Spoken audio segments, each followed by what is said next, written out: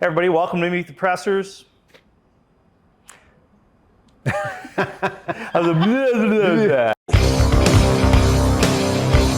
the Pressers with Matt Mallory and Klint Necro.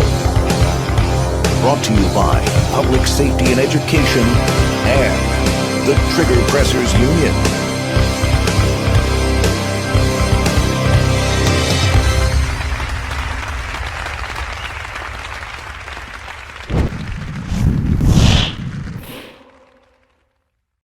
Meet the Pressers is brought to you by Mantis X. Mantis X helps shooters suck less. Next Level Training. Makers of CERT training products. Saber Red. Saber Red has been making men and women cry since 1975. Meet the Pressers is also brought to you by these fine companies, shows, and organizations. Thank you. Hello, everybody. Welcome to Meet the Pressers. I'm Matt Mallory. I'm Klint Necro. And this is a safe place to talk about politics, hint, hint, hint, political activism, faith, press and triggers, gear reviews, and all that fun jazz. We have a very special guest tonight, here in the Omni, and Klint's going to introduce her. Yes, coming to you recorded from the fabulous Omni Hotel in Dallas, Texas. We have Rebecca Schmoe. Rebecca has been a friend of the show for a long time, an activist, someone that's been very pro-gun, and in the last couple years recently put her foot into the water of politics in Kansas, and she put her money where her mouth is, and she actually ran for office, was elected, and she's affecting change at the state level in Kansas. Welcome to the show. Well, thank you very much for having me on. I love coming in and talking to friends that I made before I ran for office, because that's how you know that you are actually getting things done, is when I'm able to go to my state house and represent the people who have helped me in the advocacy lane. So I appreciate you guys and what you are doing. We appreciate that you stepped up to the plate. Matter of fact, I think I've shared quite a few of your writings and things in the newsletter in Pennsylvania for Firearms Owners Against Crime. You're an inspiration to the community. My question is, locally, other folks that you've worked with in the pro-gun world in Kansas, did you bring them on as staff members?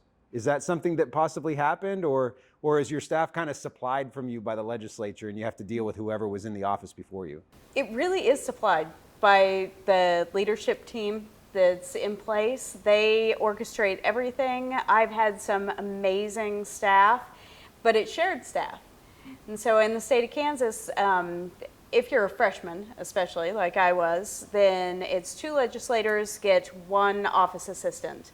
And so, and then there's no training on what to do with the office assistants. And so being in advocacy, obviously, I'm really not all that good at delegating, because you just want to get the thing done. And so I had to learn, while I'm learning everything else, I also had to learn how to delegate responsibility to an assistant who then took it upon themselves to help move legislation. And so it's fantastic. And they are able to reach a group of people and be in places when you are having to be somewhere else. And so they are instrumental in getting things done. And so our leadership team in Kansas in the House did a phenomenal job making sure to take care of me as a freshman. That's cool. Awesome. Go ahead, Matt. I was just going to say, in New York, we had a politician, a Republican that left office, a Democrat took over, then a Republican won the seat back, and then, anyway, whatever order it was, when the Democrat, that's what it was, the Democrat left office, he literally took everything out of the office and trashed it and got rid of it. So when the Republican came in, they were like, hey, there wasn't enough brown M&Ms in the bowl, so they trashed the room. It was insane. Like, and they were like, you were working on this thing, and the Republicans like, I wasn't. That was the person before me, and we have no record of that. Wow. I mean, it was like unheard of. You think it should be a seamless transition. Right. Do you see stuff like that? I mean, maybe not that severe, but is there stuff like that where you see dirty politics behind the scenes? Oh, I am sure that a lot of that kind of stuff goes on, trying to sabotage from within. Thankfully, I haven't dealt with that myself. However, I've been doing advocacy and watching politics from the outside for over a decade, so I know it happens, and thankfully I'm able to kind of watch for it and head it off at the pass. It's good. Yeah. It's good. Yeah, it's Keeping your ear to interesting the you ground. talked about your staff. I was wondering why you were saying that. Is it actually kind of like Mr. Smith Goes to Washington, where his staff member kind of taught him how to do the ropes? You know, was there some of that went on? My original office assistant, whenever I very first got there, he is one of the young Republican. He's instrumental in our Kansas Young Republicans, and so he already knew a ton about the job. He already knew how to move legislation through and all of that, and he's roughly the same age as my oldest son. And so he just really helped guide everything, and if I needed to be in a place at a time, he made sure I was headed in the right direction with everything that I needed to have. Love And handlers. yes, and he was actually so phenomenal at his job that during our off session time, I got him a job with our Attorney General's office, and he is doing phenomenal at the Attorney General's office. I so miss having him. But then I got a new office assistant this last session, and she worked just as hard. She wasn't quite as connected, but she worked just as hard, and she was just as enthusiastic about being there and getting things done. And honestly, she is not a Republican. And so by the end of session, she was marveling at the fact that I made a lot of sense. Oh, And that they a call lot that of the they call that things- common sense, don't they? right? And so Sometimes it ain't so common. well, and even when we were talking about gun legislation, and from where she had come from, she was not used to those conversations, and she was more scared than anything else. And so it was a very good learning experience for her, and it was a good reminder for me that we're constantly teaching. Yeah. We don't awesome. turn that off. And so whether we are in the business of advocating or whether we're in the business of legislation, we are always on. Yeah, that's for sure.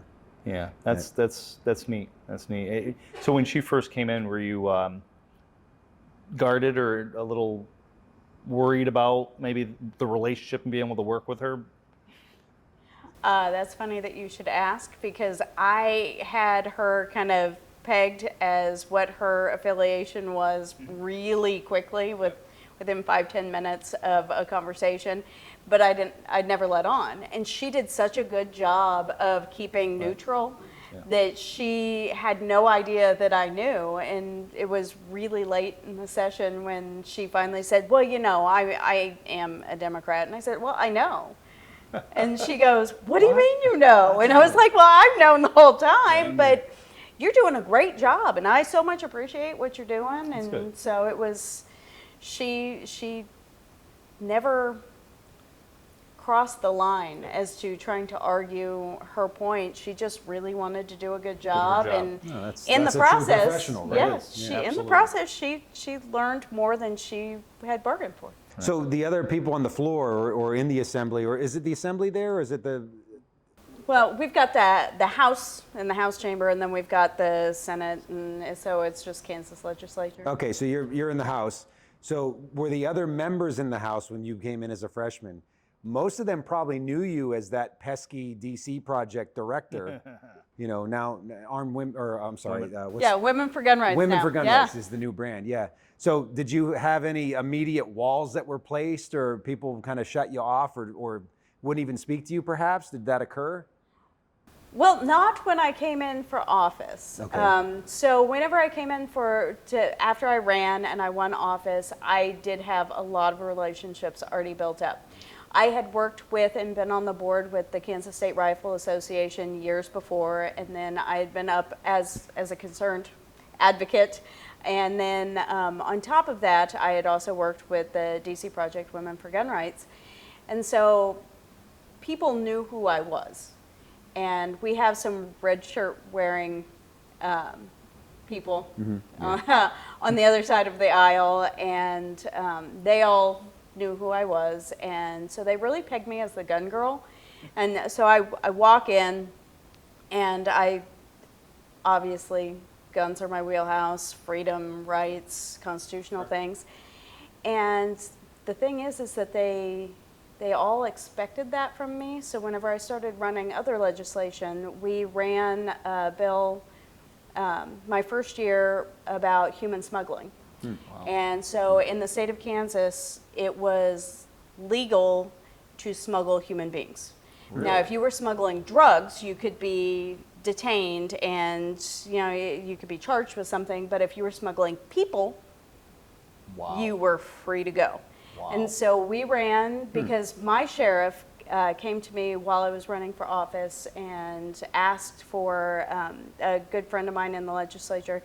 He asked for us to look at it and see what we could do. And so we had this bill fashioned and worked with all of the law enforcement in the state, and we got it put together and we ran it as first year freshmen, and we got it passed. That's a huge success. It was, and then our governor vetoed it and said that it was going to decimate the agriculture business in the state of Kansas. Why? It's not a slave-based economy, right? The fact that our agriculture business didn't just explode with the fact that how dare you accuse us of this was wild, but we were able first year to overturn that veto. It is now in the state of Kansas, it is illegal to smuggle human beings. Well, that's as it should be. Yeah, right? That's what I said. It's everywhere. That's an amazing feat of a freshman, and then overturning the veto too. Yes, and so it really did solidify for a lot of people that just thought I was a one-issue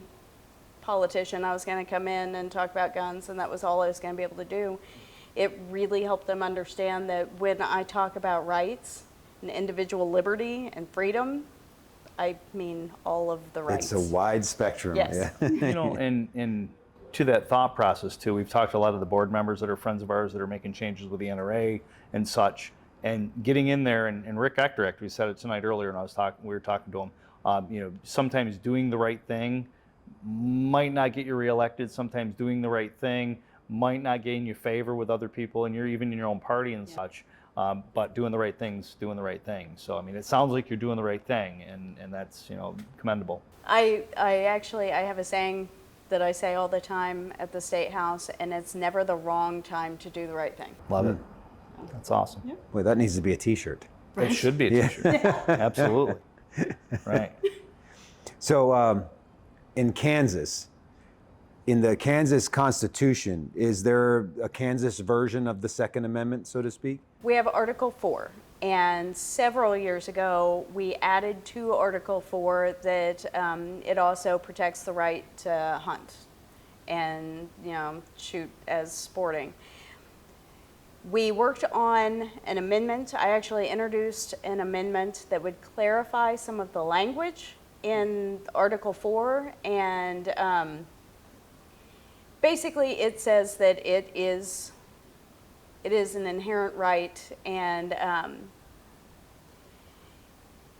unfortunately it's an election year, and politics are politics, and there were some individuals even that believe that it's a right that didn't want to have to be recorded vote. Mm-hmm. And my whole thing with all of that was that we were trying to get it to be a constitutional amendment, so that had to go to the ballot. Mm-hmm. And I very passionately explained in some committee meetings that if you don't trust your constituents to speak for themselves on what their rights are regarding firearms, then why should they trust you to be up here? Wow. And so I took the chance of not making friends with that, but people really understood that, okay, this is not the year, so we will be doing that next year. Yeah, that's election years are a funny thing, and I've been learning this more and more. Over the last couple of years, I've taken on a larger leadership role at Firearms Owners Against Crime in Pennsylvania, and to learn some of the inside baseball. And sometimes maybe sacrificing a small battle that you're going to win the war later because it's a much broader thing. Like, okay, this legislation kind of sucks, but we're going to not attack the person that voted for it because we don't want to lose that seat. Right. Because we lose the seat, we lose the majority, we lose the calendar, we lose, and there's so much politics in politics. It's a huge Yes. chess game. Yeah, Yes. it's such a chess game. It is. Yeah, and I think that the average gun owner isn't aware of that or doesn't even want to hear about it. Well, we live in a society that wants all or nothing, and unfortunately that gets us a lot of nothing most of the time. And so incremental victories are everything. Yeah. We didn't get where we are now all at once. No. They didn't just come in and take all of our, the free exercise of our rights away. They didn't bring infringement in all at the same time. Otherwise, it would have been an uprising. As much as I loved listening to Grandpap Ronald Reagan when I was a kid, Yep. he did a lot of damage as far as the gun Yes. rights are concerned. And, Oh. and all through the 90s, it got even worse. But that's when organizations, state level organizations, really started pushing for, shall issue. Yes. For instance, and here we are, several years later, but 29 states with constitutional carry, and we would have been 23 in Pennsylvania, but our governor vetoed it, and we couldn't get it overturned. But I mean, it's a foregone conclusion. Ultimately, we will have constitutional carry across the nation, or some level of national reciprocity. It's going to take time. It may Yes. we may have to go to court. It's going to be expensive, but ultimately, the incrementalism does work. Oh yeah, you take this hill, and then you regroup and take the next hill, and you continue to do that until you've taken it all. Do maybe one of you guys might know? I know, like in New York, and we see it federally, where they'll add multiple bills together underneath the same bill to vote for. Do they have that in your state, where they just pile them all? Is there any state that doesn't have that? Yeah, we don't. We can't don't have have that. multiple issues. See, that Matter of makes fact, sense. we had a strengthened preemption bill a couple years ago that the courts ultimately said that there were two issues in it the way it was worded, and we actually got it passed. The governor signed it, but the court said nope, and they threw it out. So, our preemption that we have, although is statewide preemption, it doesn't have teeth in it. So, like we're in Florida, where if a local elected official violated the law and you sued them, they would be culpable for all the costs and the expense. But Yeah. we have to fight taxpayer dollars in Pennsylvania, and when we beat them, which we do, they're Right. like, haha, you're out of money, I'm not, and Right. yeah. So, Oh, that's painful. but yeah, we don't have the multi-line thing. So you made a good point on that. I think one, and this is something that I want to see everywhere in the country. One, multi-issue bills can't be tied together, right? Yeah, I mean, It makes sense. Like, I mean, how many things, how much money are we sending to other countries in a farm bill, a domestic farm bill? Or Right. Or fund the military, fund the federal government, but you also got to tie in something else. And you to just it. kind of Yes. slip a Mickey in, and then you have things like Pelosi Yes. saying, "You'll find out once it's passed." Yeah, exactly. The poison pill. And sure. honestly, at our level in Kansas, when they do a big Frankenstein bill like that, when it goes That's a into good a name for it, committee, the Frankenstein yes. bill. I yeah. like that. Yes. Well, Did when you it coin goes, that? Should we, yeah. like- Oh yeah, sure, yeah, that's totally mine. I'm absolutely the only person that's ever called it that. But we call it making sausage most of the time. But it really is a Frankenstein because let's be honest, the monster in Frankenstein that wasn't the real bad guy. It was the one that made the monster. Now I do understand that it's part of the game. Those are the rules. So as long as those are the rules, you play by the rules until you change the rules. But the deal is that when you get that Frankenstein bill in front of you, you really have to do the deep dive and say, all right, so is there enough good in this to outweigh the bad? And what is bad? Is it going to be incredibly detrimental? Does it actually impede on someone's rights? And can we fix it next year? Because there's always, nothing ever goes away in politics. The bill is always, we call them Lazarus bills. They just keep coming back. They just keep reinventing them. And so, regurgitated bills. yes. And so you just bring it back and bring it back and bring it back until you get it right.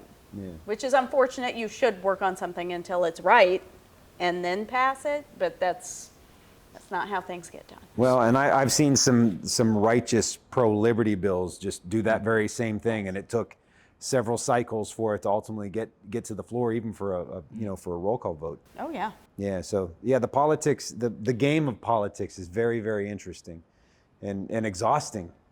It is, and we are a part-time legislature.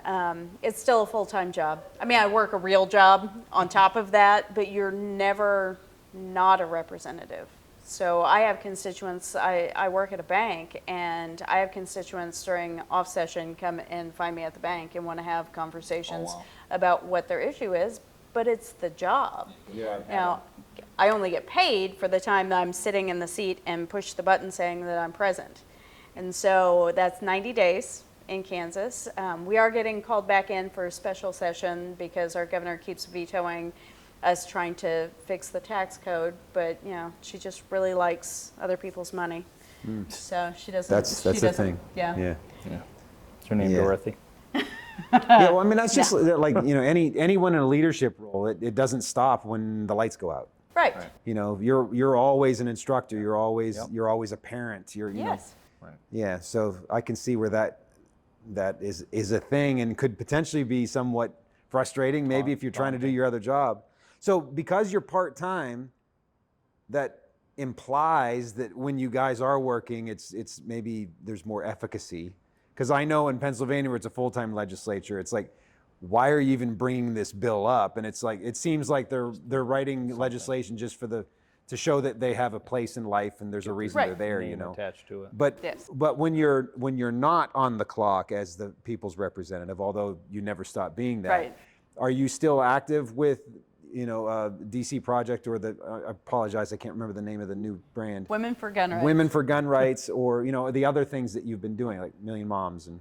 I am, even whenever I am in session, I am affiliated with and support those organizations. It is so incredibly important to get people talking and engaged. The education piece is everything.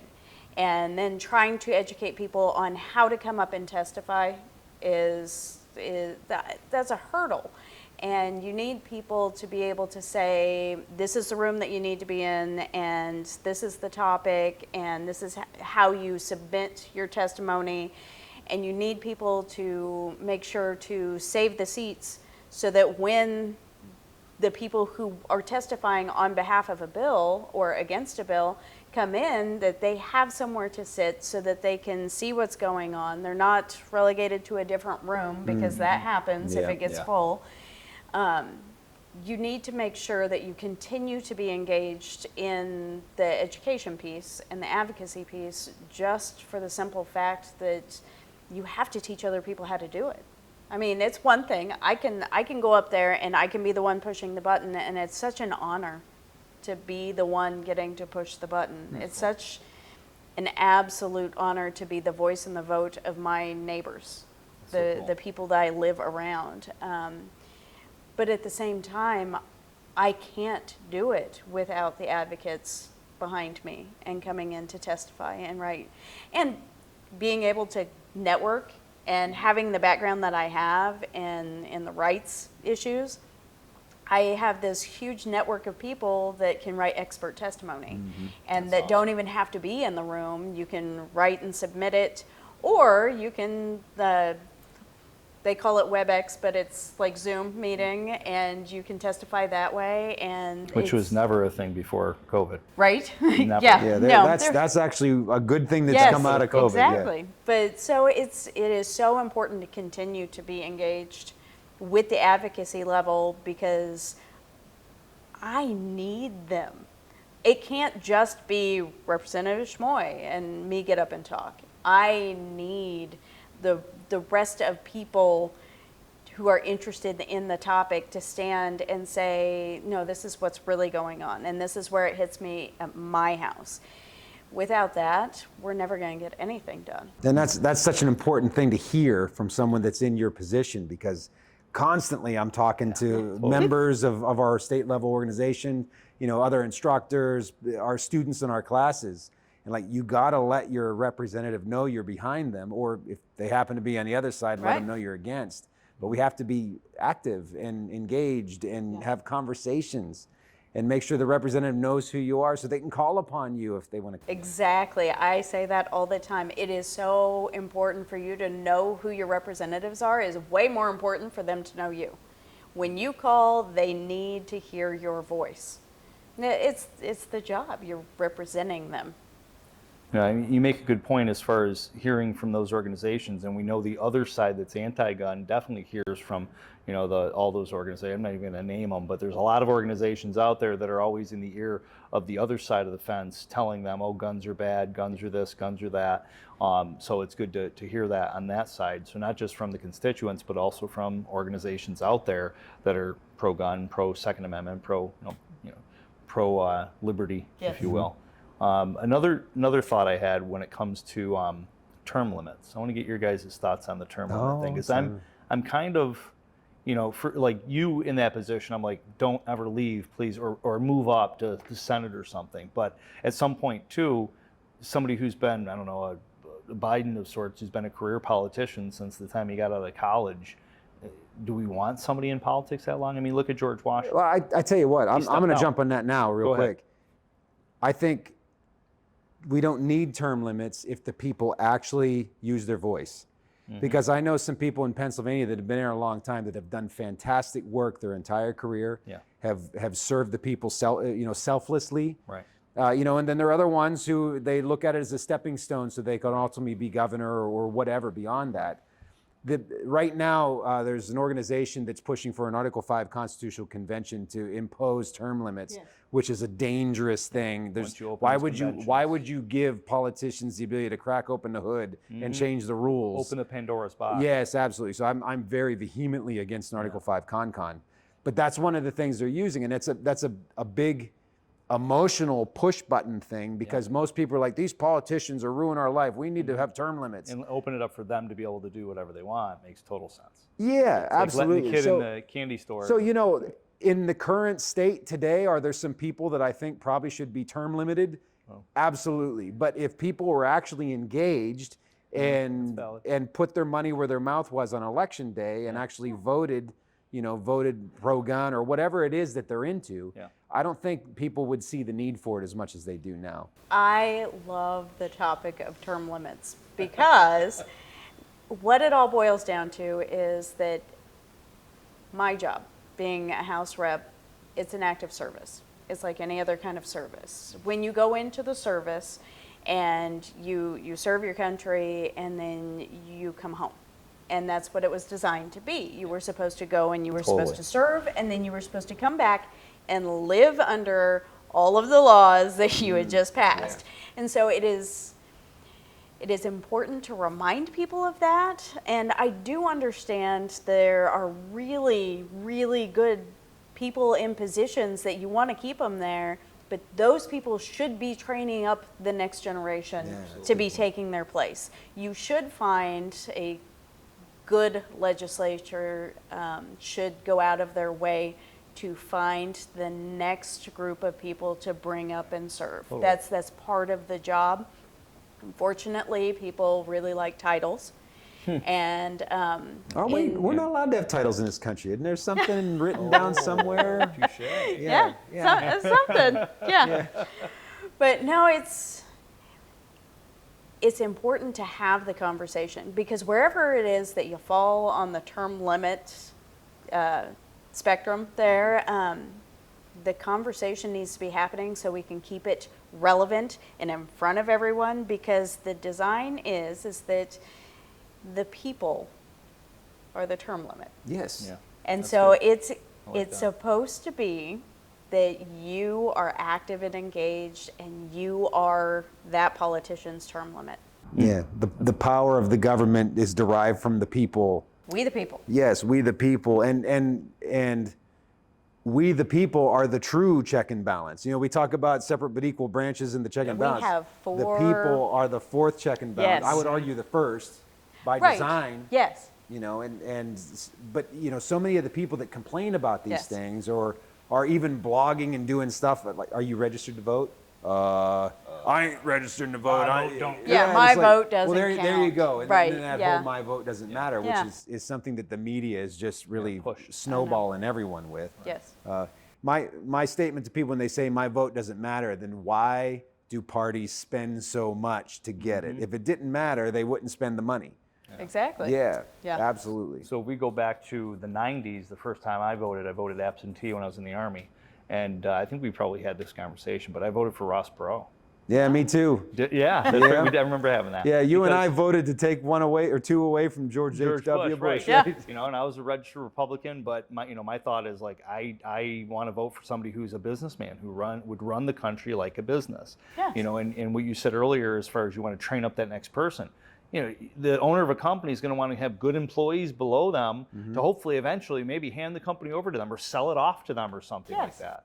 And you know, when you think that way, it's all about dollars and cents, bottom lines. When I was in the Army, I remember saying, "Oh, buy 50,000 pens." I'm like, "But we got 100,000 in the filing cabinet." Yeah, but if we don't use the money, it's going to go away. We're not going to get it back. I'm like, what are you talking about? No, that's like tax money right there. Yes, We're wasting.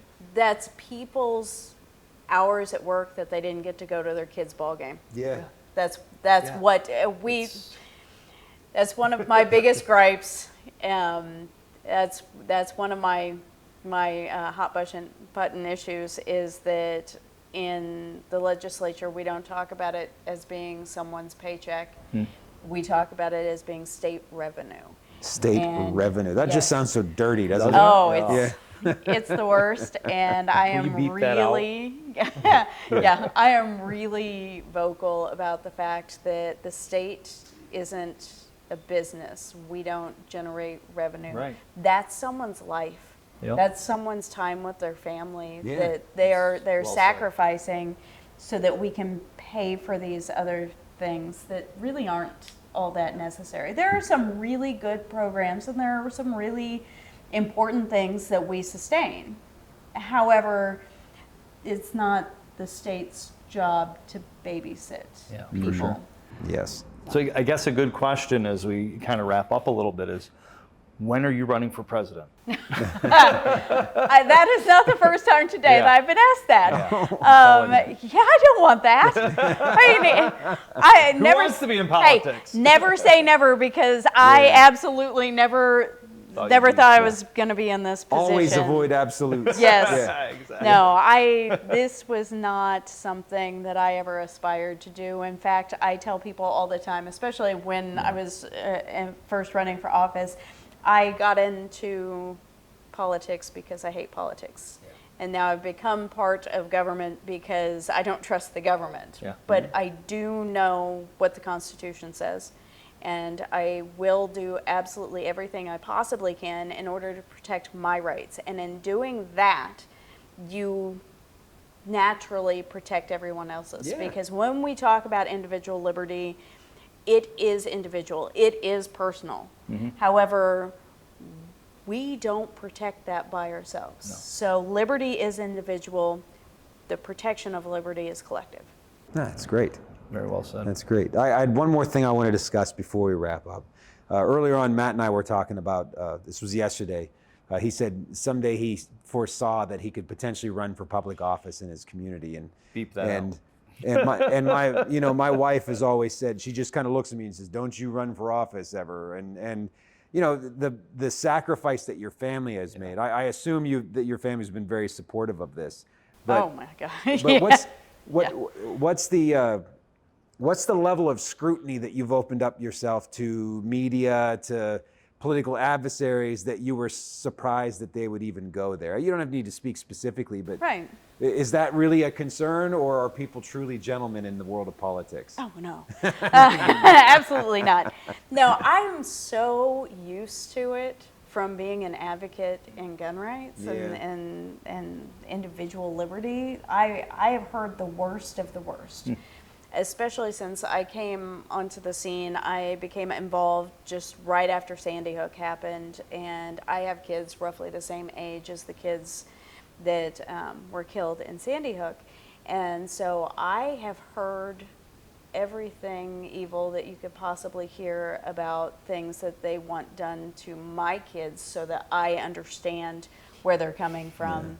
Or I had one individual tell me that she hoped that one of my kids mishandled a firearm and hurt me so that they had to live with it because that was my decision that I was putting on them. Wow. And Sick so it's been brutal in the world of advocacy for individual liberty. And I was already prepared for what was going to come whenever I took on more issues, because when you're in gun legislation and you specific, it's a laser, not a spotlight. Now I'm more of a spotlight Oh, that's a good person. analogy. That's a good connection. Sure. And so I'm not surprised by the pushback, and they can't say anything I haven't already heard. Yeah. And so I'm probably one of the best people in the position that I'm in, that when somebody comes at me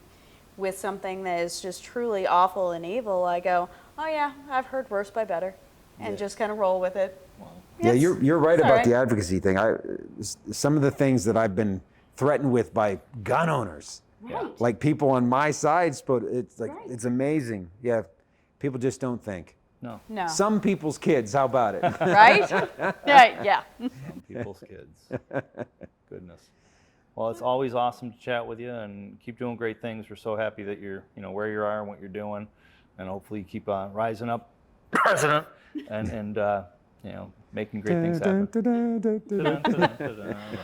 Oh man. I'll that's- certainly help you whew. campaign. I can't be officially on your campaign staff because I've done too many crazy movies and albums, Yeah, but yeah, it's- but I most certainly awesome. would help fundraise. That's for sure. Yeah. I appreciate that, and man, I hope that's not the case. I hope I never get called to that kind of office. I would All right, so very here, much all right, like to be local. let's go down this thought experiment for one moment. Okay. If you did ever run for president, who, right off the top of your head, who do you think would be your vice president running mate? Oh, I have no idea. That would be a huge list that I would have to narrow down. But I do know that I would start my presidency with abolishing all of the alphabet soup. Oh, that's a good. So, Oh, you're gonna love my next T-shirt I came up with. Yeah. nice. Tyranny soup. Tyranny soup. There yes. you go. Campbell's soup with a Yes. bunch of alphabet letters in it. Look at me setting you up. No? He did not pay me to do that. Well. So how can people learn more about you, follow you, donate to your campaign, and all that stuff?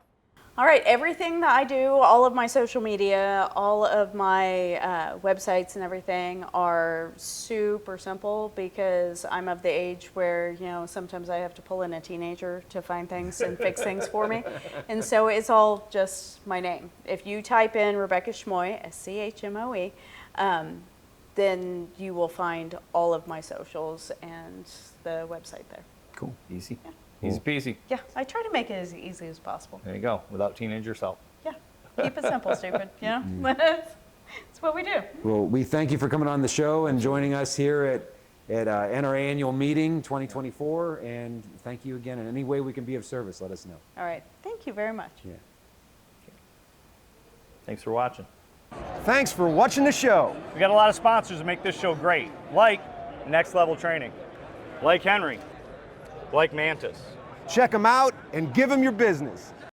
Meet the Pressers is brought to you by Mantis X. Mantis X helps shooters suck less. Next Level Training, makers of CERT training products. Saber Red.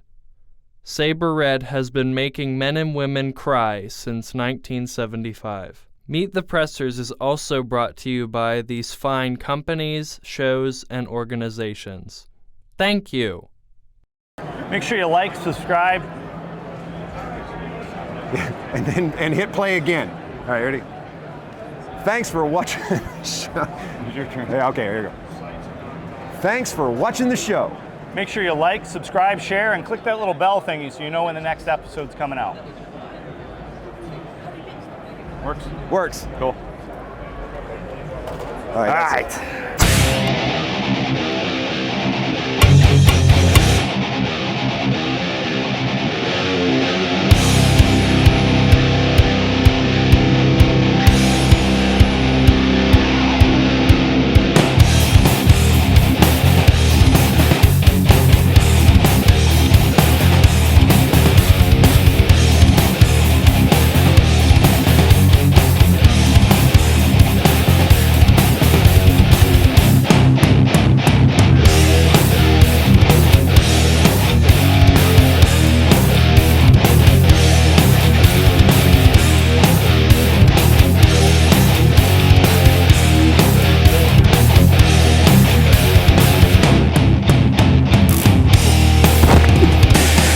you for watching Meet the Pressers.